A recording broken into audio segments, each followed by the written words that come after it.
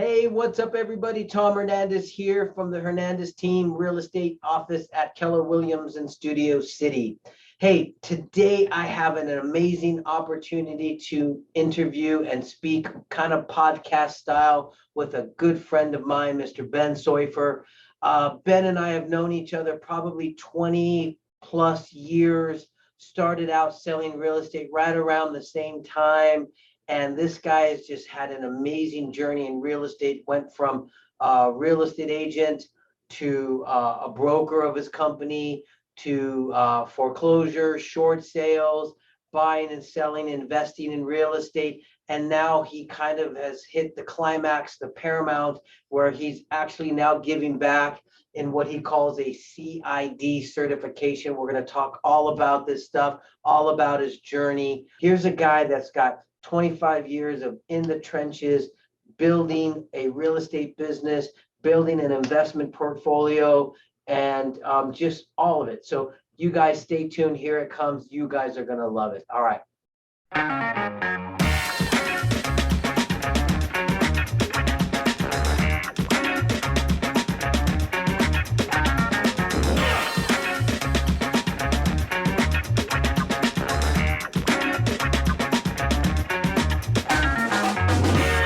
All right, everybody. Today I have the amazing opportunity to sit down and chat with my good friend, Mr. Ben Soifer. Ben, say hello to everybody here on my YouTube channel. Hey, everybody. Thanks for having me, Tommy.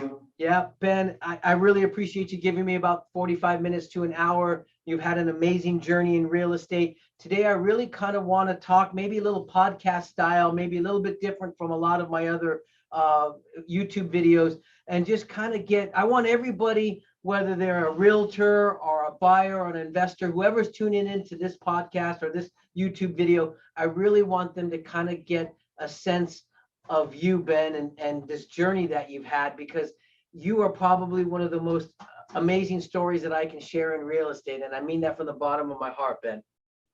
Thank you. Thank you. Thank you. Let's start in the beginning.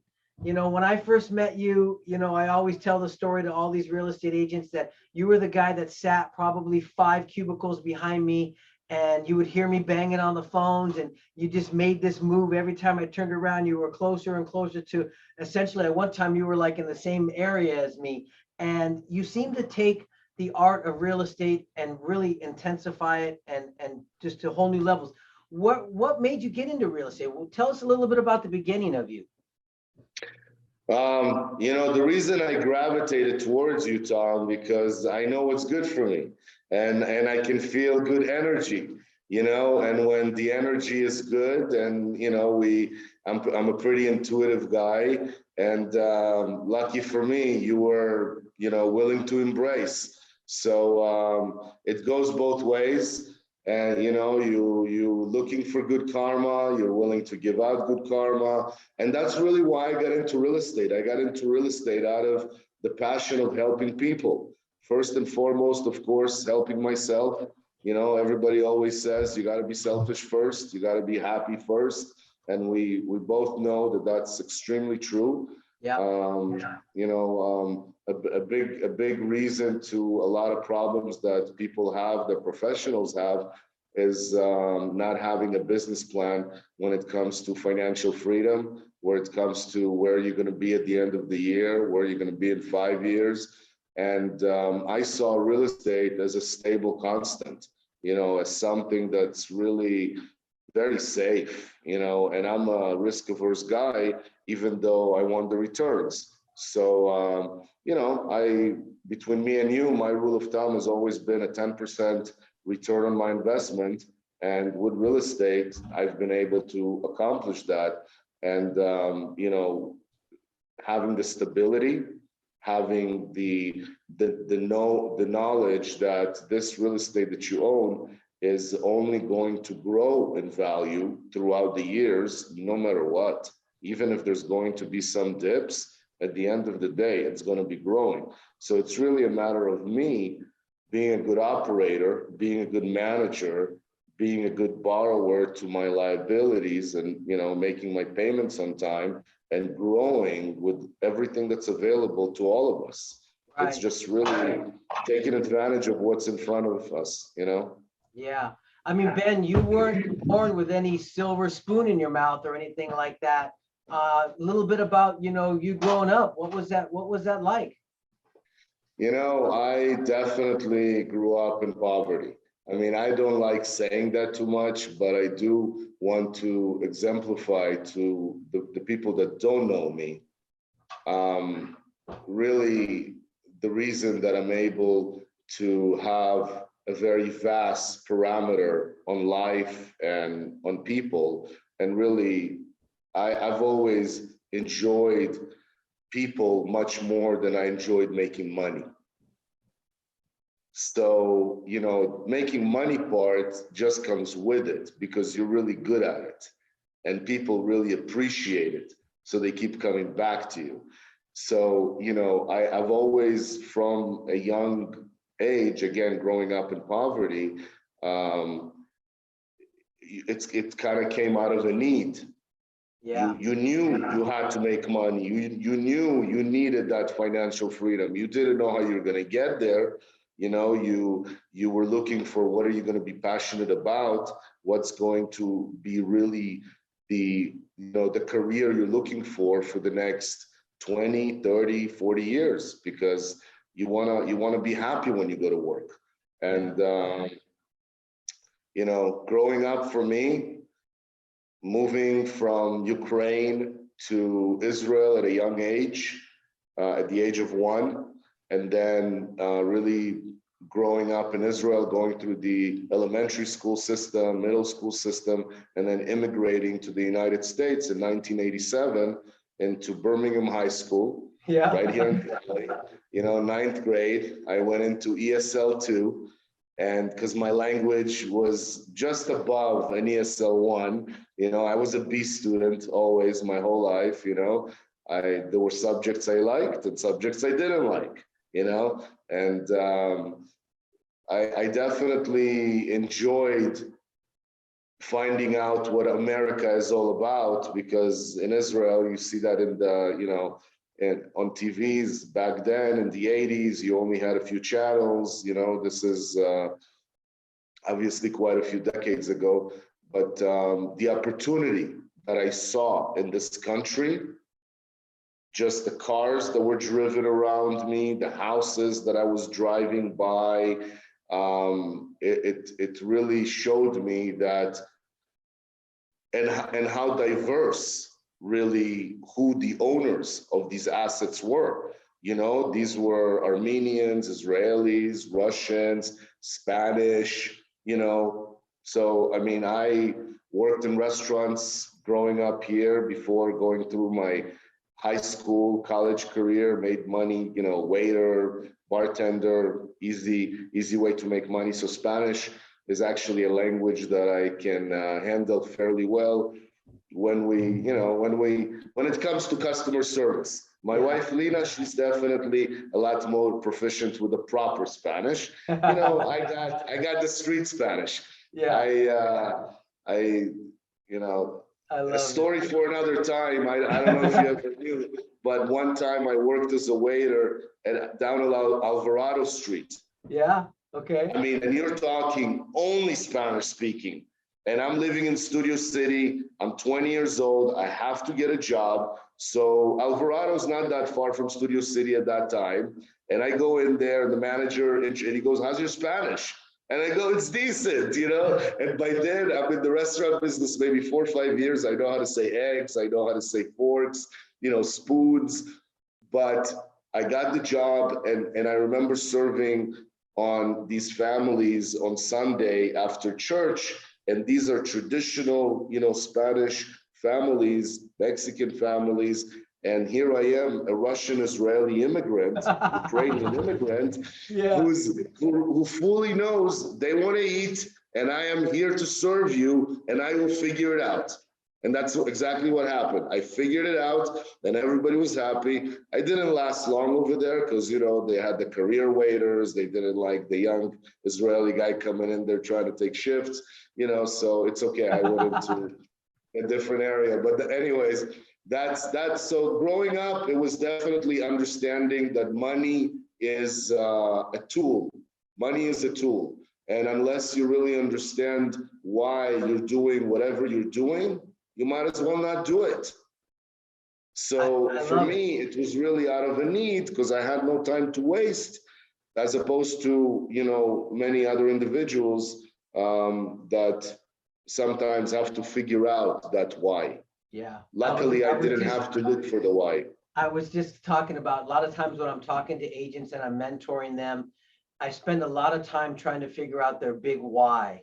And I think a Right. lot of times that's the biggest challenge in success and in real estate as well is why are you doing this? Why are you going to jump in a business where you only get paid when you sell a home, when you wake up every morning and you're unemployed? It's these daily activities that you do that are going to make the phone ring or move the needle in the business and stuff like that. And it sounds to me like early on in your youth and coming from the place that you did of an immigrant adapting to, I guess when you got here, you realized it wasn't Baywatch on TV like you thought it was, and that you actually had to go and hustle and work, and that gave you that drive. So that's awesome. Ben, you shifted into real estate. I mean, I just remember you adapting into a niche of geographic farming. What was that like? How did you come into that focus that geographic farming was where you wanted to be? Because in the beginning, we were chasing for sale by owners. We were running ads in the newspaper. I mean, remember I had my own phone in my own dresser, my own drawer that was directly the ads and stuff like that. But while we were all had a bunch of different fishing poles, you just went geographic farming. How did that, what was going on there with you? Throughout my growth as an academic and really as a professional, and as soon as I got into real estate, it was really an investor. I was always an investor first. Yes, I was helping my clients, and yes, I was always paying attention to who needs what and why do they need it and what are they willing to pay for it. So that way you understand really what's happening, what's the market, and you're able to, make your own moves as an investor. So hold on. So you're saying in the beginning, you were just looking as the real estate agent as a hat you were wearing. You were really an investor, even though you hadn't owned anything yet or bought anything yet. You had already put on these set of glasses that said, hey, that's where I'm headed. I happened to be lucky enough to buy my first home at the age of 21, 2 years before I got my license. I got it because my landlord gave me an opportunity and I understood what it means to actually syndicate a deal, and I syndicated that property and was able to be profitable and manage it. So 2 years later, when I got my license, I went into it, yes, as an agent, because I knew I had to make seed money. I had no money to invest, but as soon as I made that seed money, right away, I knew where to put it because I've already been doing my due diligence. I've already been working with who's looking for what and what's available and what's the cost and what is it going to mean to run it. So, there was an agent that worked with us actually in the same office, David Friedman, if you remember. And he told me that you're going to make your money buying real estate, not selling real estate.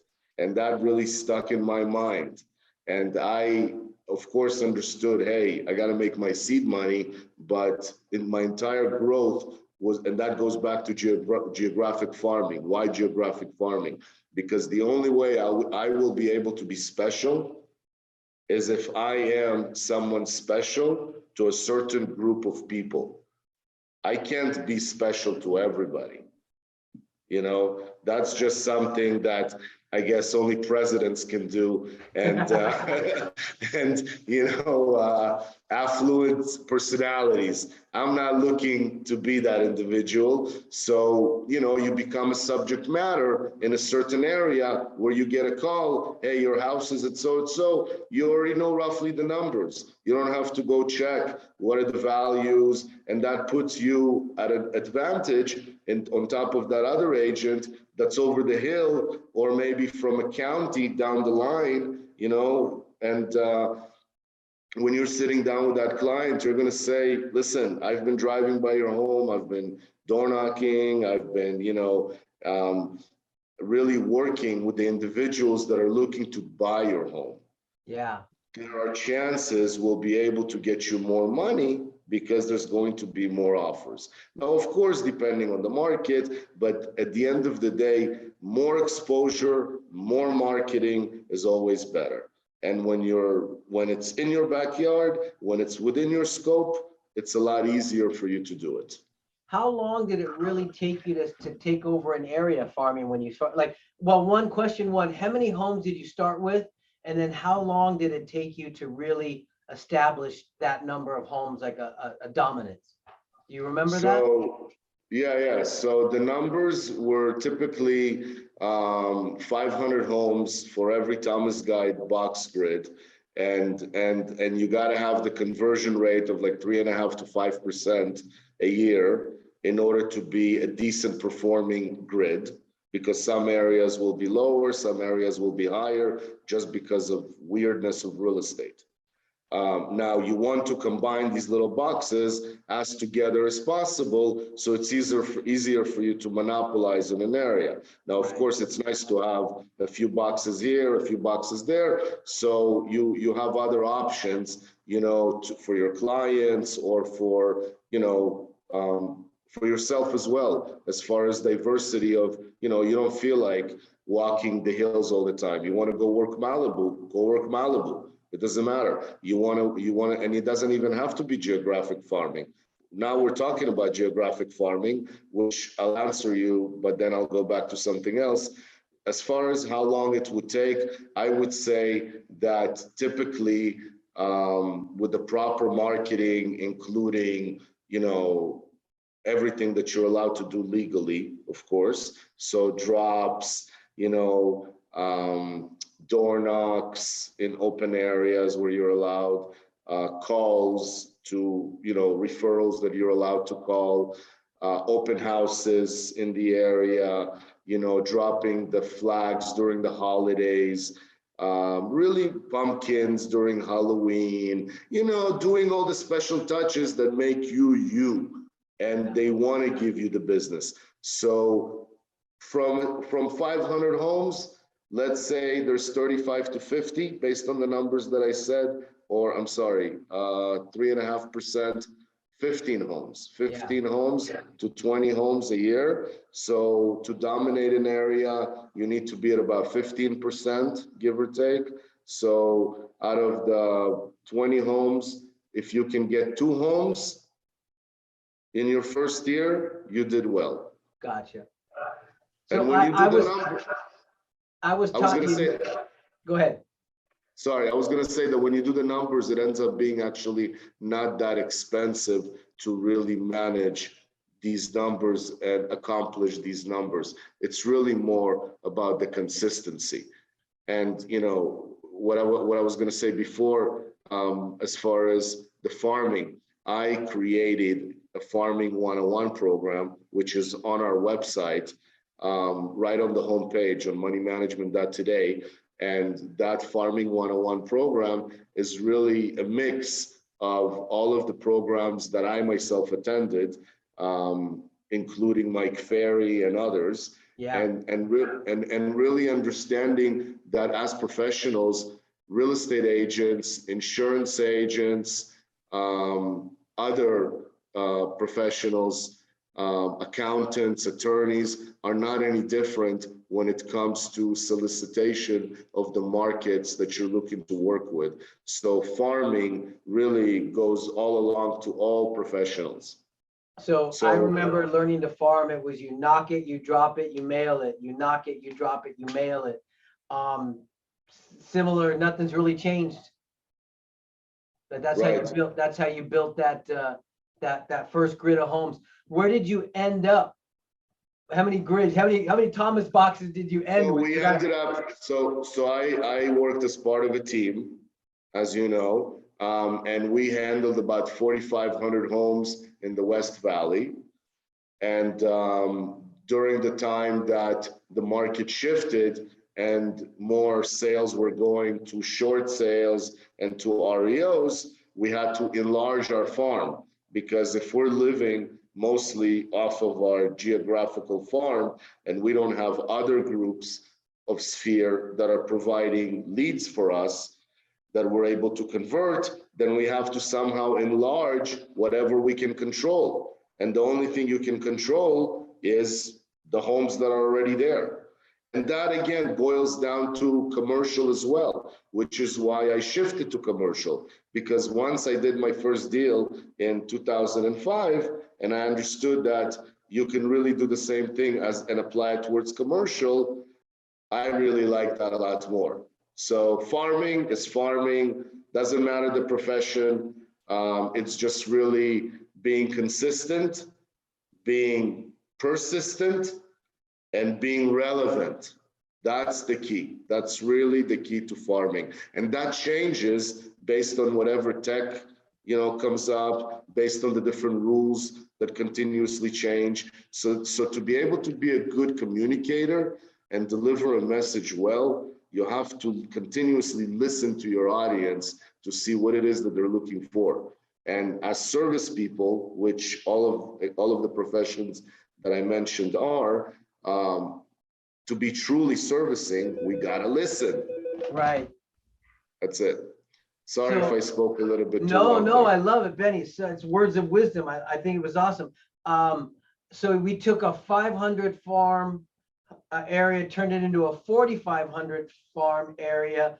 And you said something that was really good, because you talked about the market shift, and the market shifted right before our eyes. And I kind of feel like right now, 2022, May, we're in this shift again. And REOs came about and short sales came about. You shifted into the REO market right then as well, right? I mean, you picked up an REO guy. Where, like, how did you know, or where did you go? Like, what happened? Talk to me about that shift and jumping into REOs like that. I'll be honest with you. Again, always remembering that being an investor first, I was always looking to acquire properties. So, it's the market conditions have changed from the last time that there were REOs, which was in the 90s, which is when I came into the business. At that time, technology was not what it was in 2008, 9, 10. So they, as agents, the banks were a lot more reliant, on us. And in 2008, 9, 10, that wasn't the case anymore. It was really a numbers game, and us being able to handle a lot of tasks that typically agents don't handle. So it's more of seeing the big picture and really saying, do you want to get into REOs? Because it's a completely different types of representation as it pertains to a bank, as opposed to, a family, or again, a family-owned entity. Right.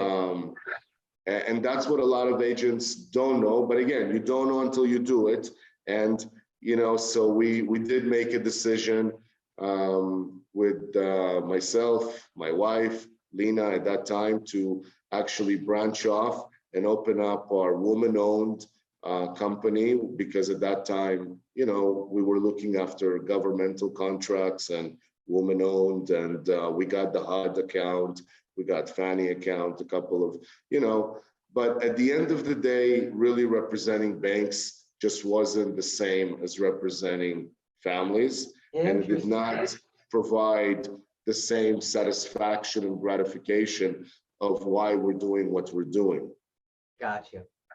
And but all along, what I hear is it was all seed money.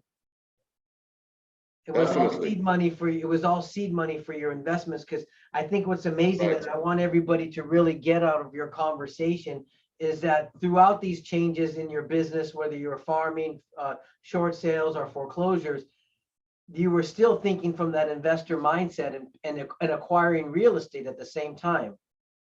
Continuously.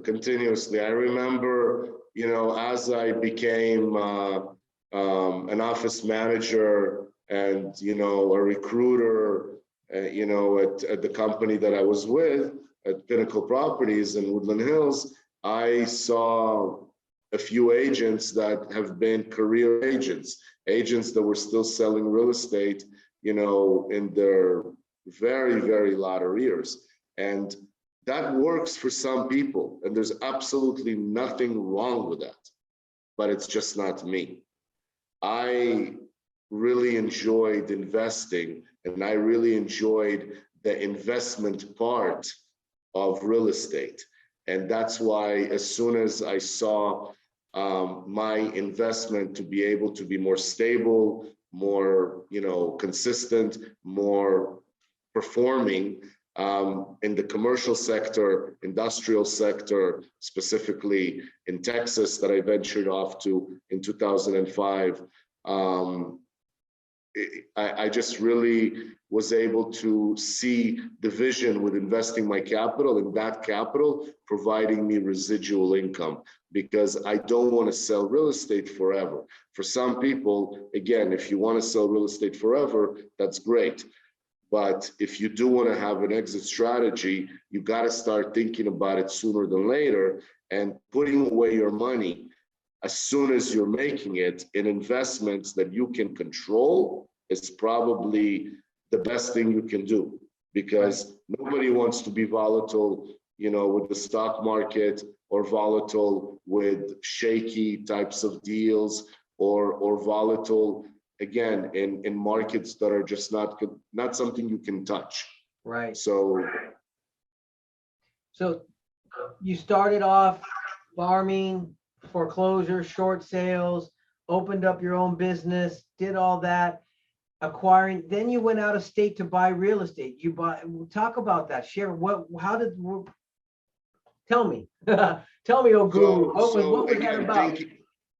So again, always looking at things out of need. I started investing into SFRs, and then duplexes, and then, triplexes, obviously up to 4 units. You're able to get the better type of loan. It's easier to qualify, less down payment. So you want to buy as many of those as you can. Now, once it becomes a little bit of a headache to manage this many duplexes, triplexes, you're starting, okay, let me buy a little bit bigger. Okay, let me have a manager. And by 2004, I'm 8 years into real estate, and I'm ready. I'm doing my first 1031 exchange with a commercial property in Woodland Hills on Ventura and Fallbrook, where, I purchase it, I stabilize it, the income goes up. I'm like, wow, I don't need to flip any houses. I'd rather flip commercial properties. But forget about flipping. Why not keeping them? These are good assets. They're stable, and I'll be able to get checks. So once you get that mentality going, and you say, you know what, I'm obviously still going to sell real estate because this is what I do. This is what my day job is, just like, accountants, attorneys, other professionals. But my investment focus completely shifted towards commercial. And at that point, all I was doing is, learning and growing as an investor as it pertained to the industrial, commercial, retail sector. Not really office, because again, office has been really kind of shaky for almost a decade and a half. Now with a mixed use office in certain locations, that can definitely be good, holdings. But I'm always looking for what's easy. What can I rent the fastest?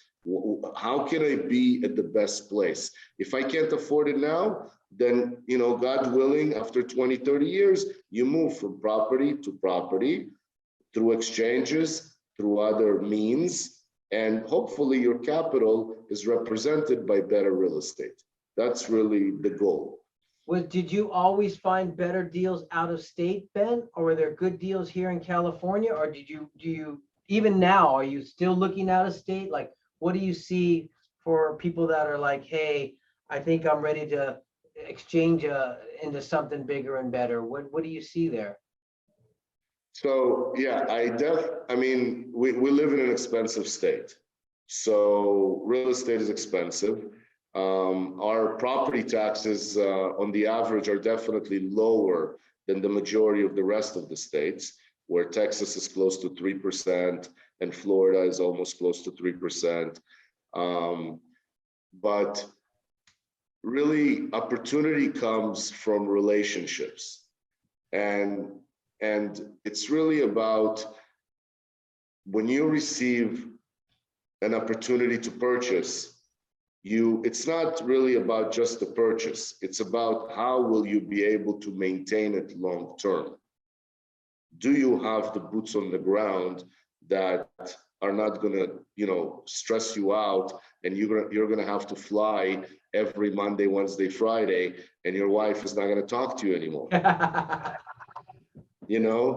Can you sustain whatever assets you're looking to acquire? Can you truly manage them properly? Once you've established that, then you're looking for investments in performing markets, investments that are good to hold for many, many years to come. Then you're looking to, leverage your capital, because if you've got $1 million and you can purchase 2 properties with it, as opposed to purchasing 1 property with it, you'd rather purchase 2 properties with it, okay? And in commercial, it's all about how is your past, how have you been able to manage whatever holdings you've had, what performance can you prove to us? Commercial it's definitely not easy, and you have to really want it. Me and you have seen many commercial agents that were successful residential agents, but were not successful commercial agents. Yeah. And it works, vice versa as well. It's really, it's just understanding that if I'm going to invest my capital, then let me do the due diligence of what I need to do in order to find the best place for it. At that point, who is the one that's actually getting the leads? And that's typically the brokers. And that's why it was worth it to be a broker, because you're always hanging out with your peers and asking what do you have coming up. And that's why I said relationships, because even today with the fund that we started last year, it was all driven by relationships. If not for the relationships that I created, I wouldn't be receiving phenomenal purchases that you can only receive when you farm a certain markets. And these professionals are farming certain markets such as San Antonio, Austin, Dallas, other areas. Myself in California, when we're farming, we're able to get good deals. So I purchased my first, property actually here in LA last year in Malibu. And that's after many years, since 2005. That was in mid-COVID, and we were able to get a great deal on it. Good price per foot, 418, in Malibu. And again, it's all from relationships. I think you hit the nail on the head right there when you said in performing markets. I think that's kind of what was just rang out to me was you got to look and do your due diligence, but is that market performing? Is it on the up? Is there businesses coming to that market? What are the draws to that market? Is there a big college town, or is there a baseball stadium there? Or are there what's going out, what's going there, and making sure that businesses aren't leaving that area and homeowners aren't leaving that area. So I think one of the big takeaways for me just in that conversation that I just wrote down on my notes was performing markets. So thank you for that, Ben.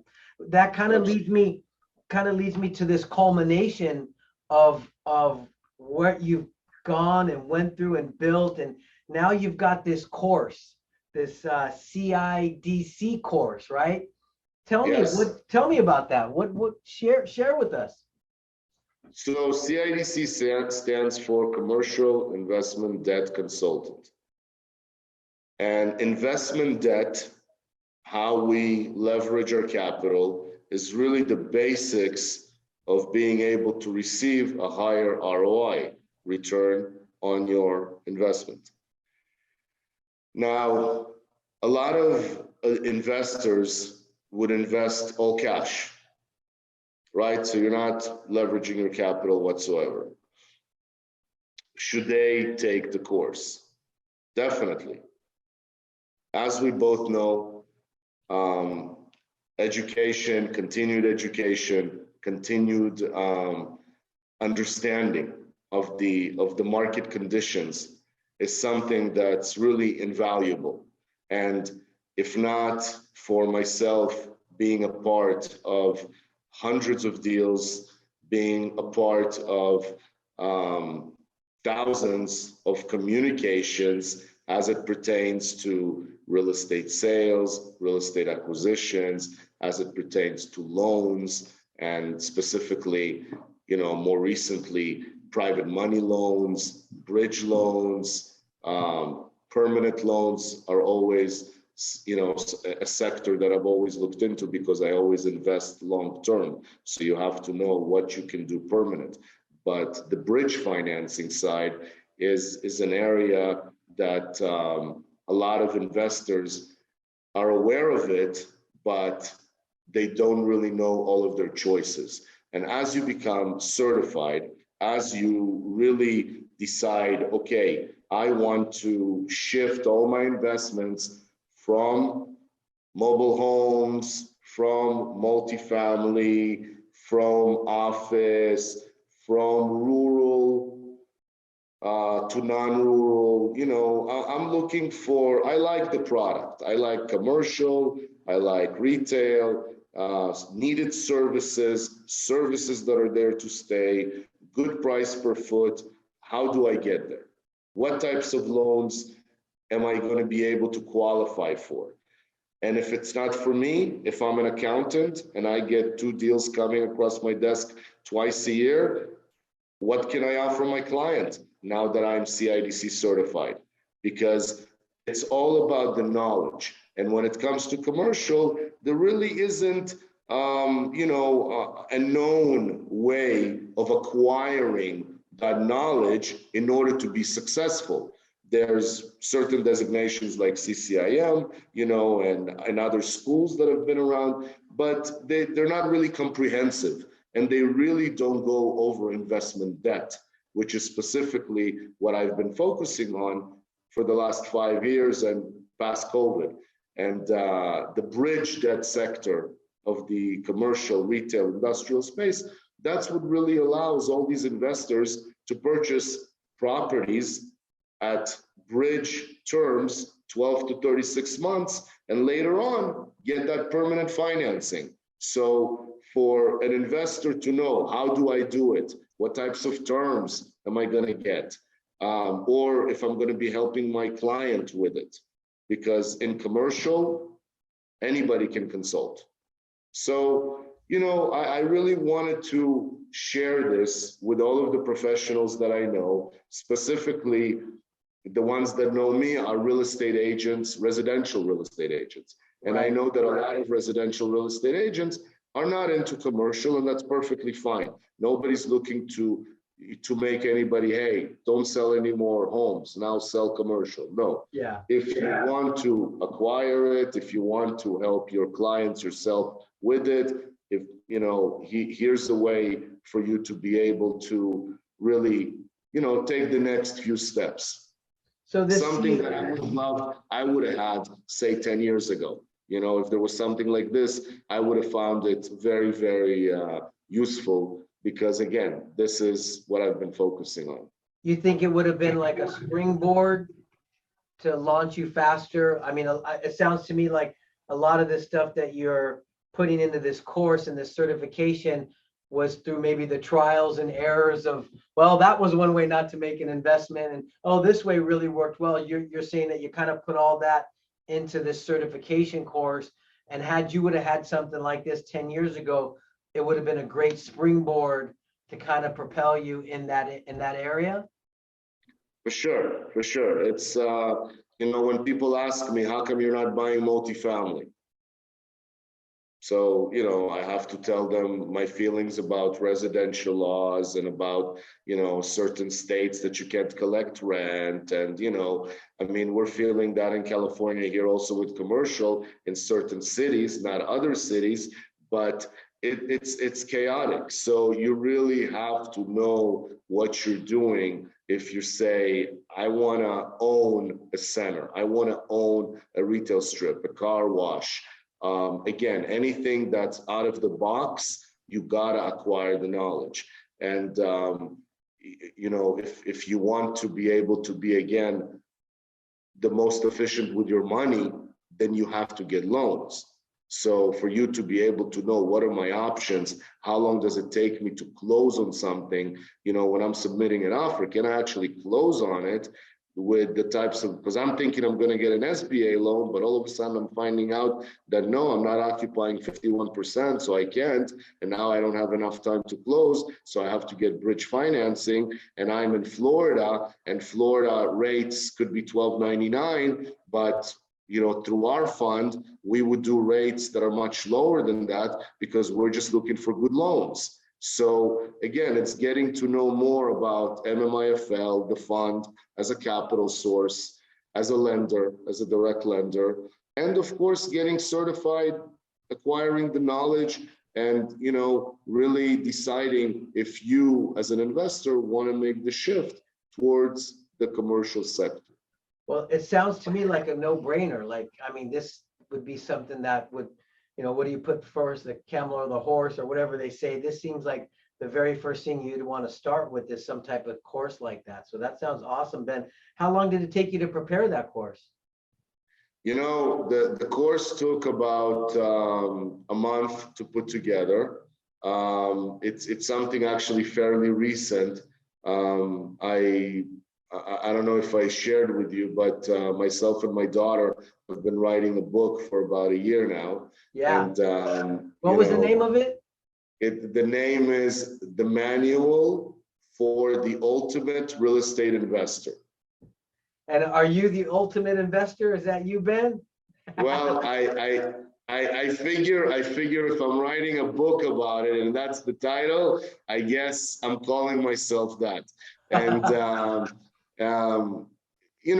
obviously we all have our ways of defining what an ultimate real estate investor is, but I can tell you that for the last 15 years, and I've been doing this for close to almost 30 years now, since the first property that I bought.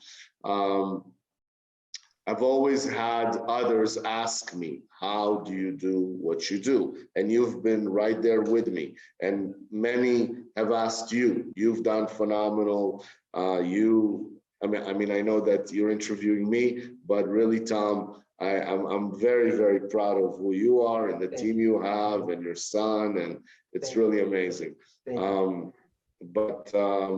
Going back to, I forgot. The CID certification course. You said it took about a month, and then you were bringing up your book. That is the book. So the reason I kind of walk, in the book, the reader through each type of real estate that we all have available to us to be purchased, just like I did. Now, of course, I skipped a few sections, like office buildings per se. I never really bought those. I was never sold on them, but there's still the do's and don'ts in it. There's the types of loans that you can get. So I really want this to be something useful, something that real estate agents can use for the next, God willing, 20, 30, 40 years, because how to conduct yourself, how to really be able to be a deal maker, not a deal breaker, and how to navigate yourself as an investor, just like I did, where I started out by purchasing, just like everybody else, SFRs, duplexes, 1 through 4. And now all of my investment is only in the fund, in a fund format, which allows that investment scope to be directly what I would invest in, which is really only commercial. So, we're really excited about the book. We're excited about agents reading it, agents telling us really how they feel about it, other professionals telling us how much it enlightened them and maybe got them to do something that they wouldn't do otherwise. Because we really want the readers to think outside the box as it pertains to investing. We just want to put everything in front of them, and this is what you got to do. And at that point, obviously you got to do it. But first you got to know how to do it. So, we're just being transparent with everybody. Love it. Farming is part of that certification. I remember you mentioned something about a course in farming. That farming is also part of that CIDC? It's not. The farming is separate. The farming part of the CIDC for the $180 that's going to be donated to the nonprofit. They receive 30 minutes with someone from the team that's going to be going over with them any help they might need to either, enlarge their commercial sphere or completely start it, depending on whatever profession they are, in addition to helping them go through the course. So the farming portion is completely free to any professionals, and that's actually something that we can do, with your entire office. We can go through it. I'd be more than happy. I'm always glad to help and have others, get on a plan. It's all about having a plan. Well, I think we're going to be able to dissect different parts of our conversation today into some videos and be able to spend more time with you, hopefully on, your farming, your book. So real quick, just something that came to mind was your CID certification course kind of came as a result of writing this book. Kind of. It really came out when I understood that in order for professionals to really make the shift, they have to acquire the knowledge. And if you have to acquire the knowledge, then let me put it in front of you. Let me create the course. Questions like, what is an SBA loan? You got to know what that is. Okay. You got to know what the specs are. Questions like, what's the going, rate and terms on bridge loans for low FICO score borrowers? You have to know that it can only be a bridge loan term, and you got to know roughly those terms. So as a consultant, and I've trademarked the CIDC, and I'm really looking for as many professionals to become certified and really to acquire the knowledge, and then to know more about us. How can they invest with us? How can they work with us? And of course, help their own clientele. So, again, it's definitely always good to have more tools in your toolbox.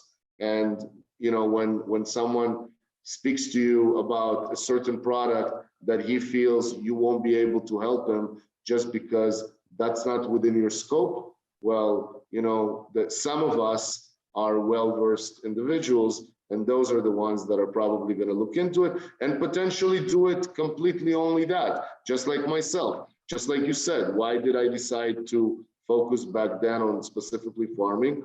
This is also why I decided specifically on investing in commercial, because I did my numbers, I did my calculations, and I said, I'm a safe guy. This is what I'm going to do. Ben, you mentioned that this course, the money gets donated to your foundation. It does. We started out our foundation. The name of it is Financial Freedom for All.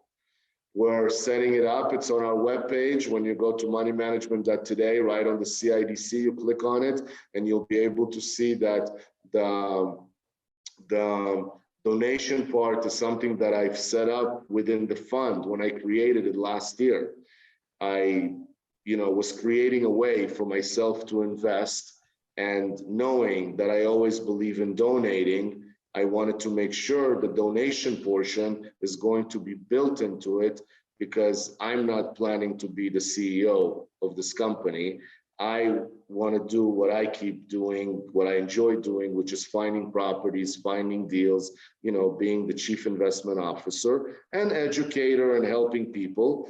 But I'd like to know, and everybody that's around me, that the money that is making us money, the company, the asset management company that's managing our investments for the fund, already automatically is donating 10%.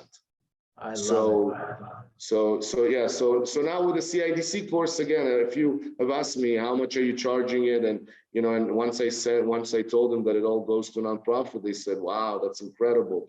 And at the end of the day, I'm really looking to just help as many professionals as we can, and as we're helping, they'll get to know us. The ones that gravitate anyways want to work with us, great, and the ones that want to take their knowledge and do something else with it, that's great as well. Great as well. I love it. Benny, we are just about an hour in. I mean, it feels like I just started this call like 10 minutes ago. I can't believe how fast time flies. Any closing thoughts, Ben, that you want to share? I want to tell you something else that I've recently come up with. It's I've always spoken about financial freedom. Yeah. And there are the individuals that believe in being able to achieve financial freedom a certain way, and then there are the individuals that just don't believe that it's possible, that they don't think that's ever going to happen. And I know that us as individuals, as professionals that help others make decisions in their lives as it pertains to acquisitions and to investments that can help them with their financial freedom plan. I want to let you know that financial freedom ambassador is someone that you are, because you believe in residual income, you believe in putting it away for a later day. And the only thing that's going to hold you back from being an official financial freedom ambassador is getting CIDC certified. So in closing, we got to get you certified. That's my call to action, huh? That's your call to action. And I really thank you really for honestly your time, your friendship, your transparency to everybody around you. Thank you. And may that good energy that you're putting out come back to you 10 times. I love it. Benny, thank you. God bless. Hey, how can people get a hold of you, Benny? They just saw the video. They're super excited. I want to be CDIC. I want to know more about your fund. I want to know about how I can invest with you. Man, Benny, I want to mentor with you. How do they get a hold of you? Moneymanagement.today. Moneymanagement.today. That's it. I love it, Benny. Good. All right. Well, send my love to the wife and the kids, Ben. Thank you very much. And we're going to go ahead and wrap this up. Thank you for everybody for paying attention here and listening. You just got words of wisdom from the main man himself, Mr. Ben Soifer. Thank you, Ben. We'll talk to you in a bit. Thank you. All right, guys, that was my interview with Mr. Ben Soifer. What did you guys think? How was that, good or what? Also, if you like this information, make sure you hit the subscribe button, smash the like button, all that good stuff, so that you guys could be notified of future events. If you're a real estate agent and you need some coaching or you need some advice, anything at all, I'm only a email or direct message away from being able to help you. It would be my opportunity to give back as well to you guys and even more. So I hope you guys got a lot of good stuff out of that. We'll see you on the next one. All right. Bye, guys.